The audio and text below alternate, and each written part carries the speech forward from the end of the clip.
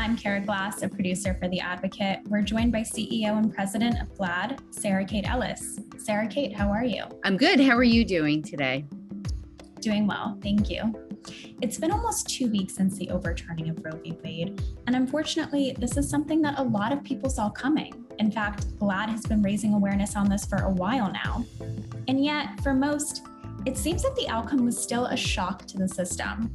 What can you tell me about your own reaction to the news? It was a shock to, even though we saw it in black and white, released, 2 months before or a month before, I think we couldn't imagine such an important piece of precedent being overturned and how vulnerable that made so many other pieces of decisions made by the Supreme Court. My personal reaction was still shock and deep disappointment in the system and really nervous and very scared for our most vulnerable in our communities. This is an LGBTQ issue. This is a reproductive rights issue. So it affects anyone who depends on bodily autonomy. And so I just feel it's really, I think, even this past July 4th, it was so hard. As you see freedoms being taken away from the citizens of the United States, it's shocking to see what's happening right now. There's been a lot of talk on how this ruling will affect the future of LGBTQ+ issues. Roe v. Wade in many ways laid the foundation for Obergefell, which of course required states to grant marriage equality. As the CEO and president of GLAAD, how do you foresee this affecting marriage equality and even trans rights? So I think there's two major things that we have to look at here. One is bodily autonomy and the freedom to make choices about our body, and that being governed by the Supreme Court or a government does not create a free society. So whether or not you're LGBTQ, female, trans, anyone who needs bodily autonomy and desires in our country that has had it taken away or has had it policed by government is in danger here.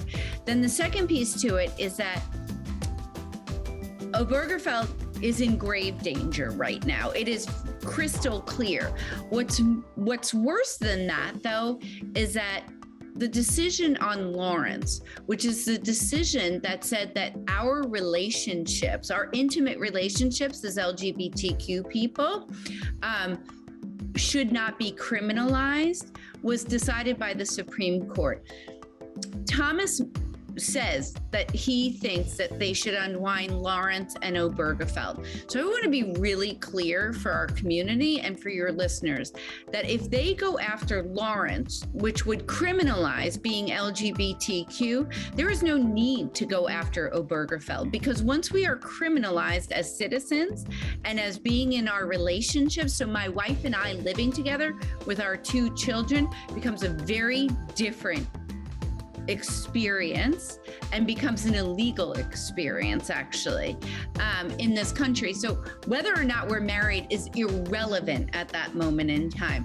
So I know there's a lot of talk about marriage equality, and that's because, well, that's been such a watershed moment in our society, but there would be no marriage equality if there wasn't the Lawrence decision that determined that we weren't criminalized for being intimate with each other. If that is overturned, then it nullifies our marriages. So it has been clear by the courts that they are looking at Lawrence and that they are looking at Obergefell. And I think I am not an alarmist, but I think that what we have seen over the past several years, through the Trump administration, through the January 6th insurrection, and now the overturning of Roe v. Wade, is that things that we held precious and that we thought were safe in this country are not safe. And so for us as a community, as the LGBTQ plus community, it is paramount that we vote in this midterm election, because we need to keep the majority in the Senate. And as a great friend said to me, voting isn't an act, it's an identity, and we need to be active voters.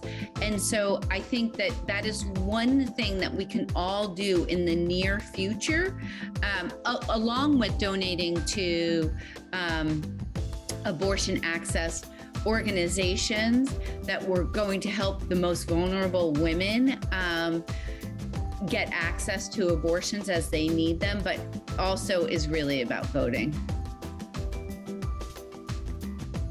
And I understand there is a fatigue around voting, because every election is life or death.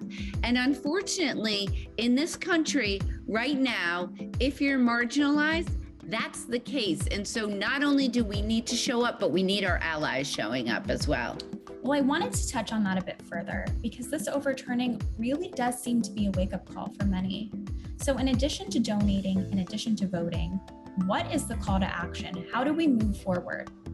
So I think, I'm meeting with several other movement leaders across movements, because our greatest strength is coming together as a women's movement, as an LGBTQ movement, as a racial equity movement, as disability movement, like you name the movement that is about a marginalized community in this country that doesn't have a share of voice, that doesn't have the same access as the small minority, and is constantly being pushed down or legislated against.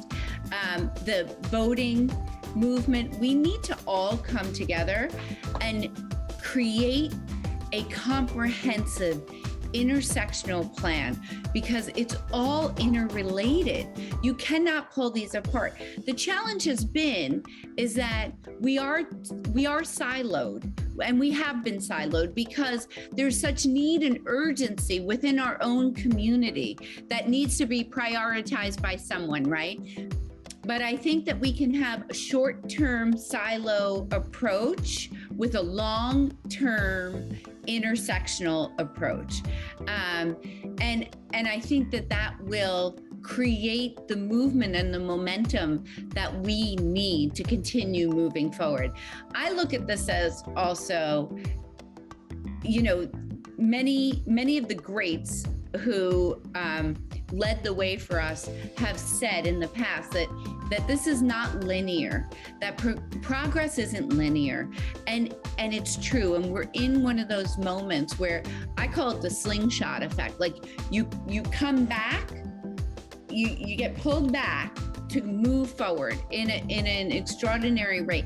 And when you look at the Obama years, we accelerated in terms of, in a lot of ways, not across the board, but in a lot of ways, social justice movements and building equality and realizing the dreams of the founders of this country. Because this is taking rights away from people was not the dream of this country. That's the exact opposite of this country. And so we need to get back in there with a narrative that talks about the promise of America, of the greatness of America being about creating an equal union, about creating equality for all, so that we all prosper and grow. Very well said. Well, thank you so much for joining us, Sarah Kate, and for additional coverage, stay tuned on advocate.com.